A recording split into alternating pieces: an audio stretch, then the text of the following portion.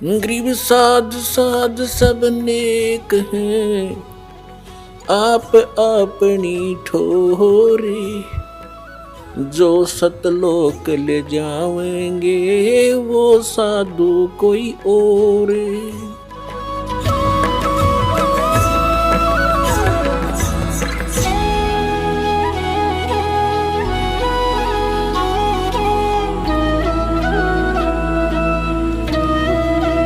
तो पुणात्माओं, वहाँ सिकंदर लोधी आया हुआ था, दिल्ली का बादशाह वहाँ पहुंचा हुआ था काशी में, और परमात्मा भी ये छेड़ा जब छेड़ा करते हैं, जब वो भी आ रहा हो इनका सब तो बड़ा राजा।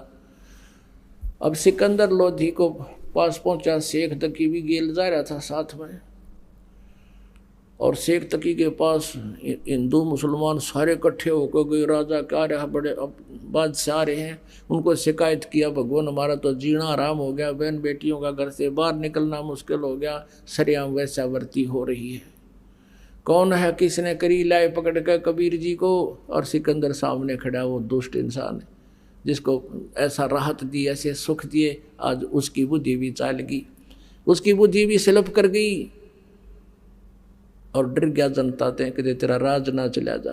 अरे राज तो भगवान देता है, जनता राज दे तो फिर कहना है कि है।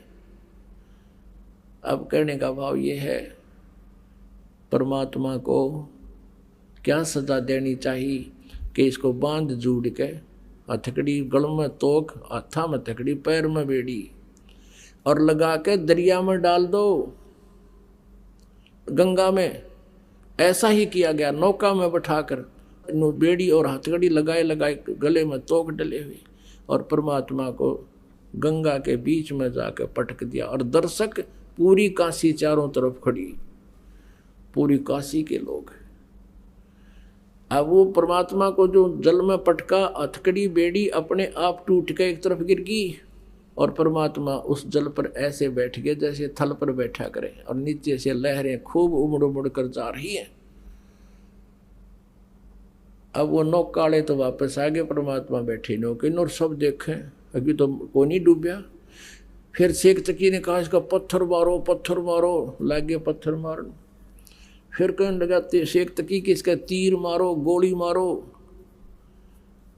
अब वो भी ना लगी। फिर क्या कहा कि लाओ तोब लाओ, तोब लाओ।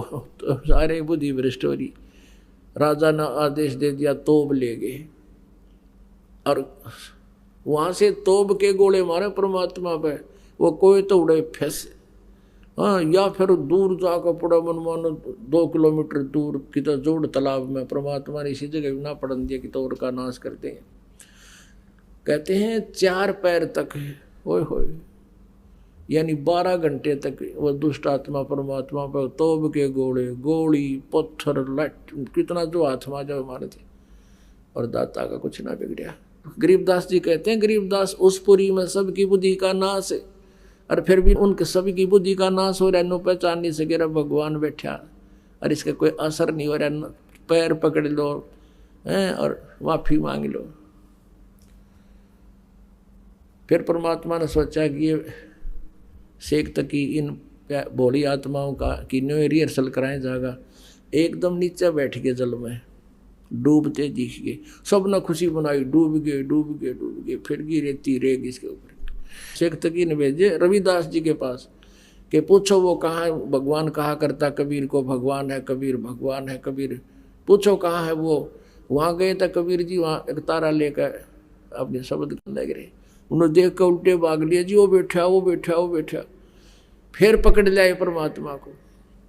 एक खूनी हाथी होता था, उसको शराब पिला देते थे, और वो फिर आदमी को बुरी तरह मारता था, तोड़ता था, फाड़ता था, और फिर उसको बुरा हाल कर देता था, खाता था। तो ऐसे कोई किसी अपराधी को सजा दिलाते थे, और दर्शक चारों तरफ खड़े हो जाते थे। सिकंदर लोधी विराजमान है ऊंचे मंच पर, एक परमात्मा को बांध कर डाल दिया मैदान में, और एक पीलवान से जो पहले ट्रेंड था उस हाथी को लेकर आया, उसको शराब पिला रखी।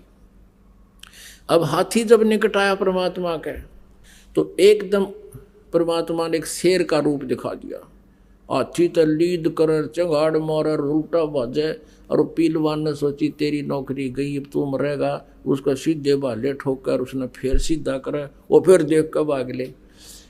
अब परमात्मा ने सोची इस जीव ने बड़ा दुखी करेगा। उस सिकंदर लोधी को परमात्मा ने अपना स्वरूप दिखा दिया, वो शेर का रूप उसको दिखा दिया सिकंदर लोधी को। और नो दिखा जानो ईब आया मंच पे, और नो कांपा खड़ा हो गया एकदम नो। और एकदम फिर उस शेर का खत्म रूप समाप्त करके परमात्मा इतना तेजों में शरीर दिखाया उसको, आसमान तक अड़े हुए नजर आए परमेश्वर। सिकंदर लोधी ऊपर मंच से चल पड़ा कांपता हुआ, और नीचे आकर दंडवत प्रणाम किया परमात्मा को। बोलो सतगुरुदेव।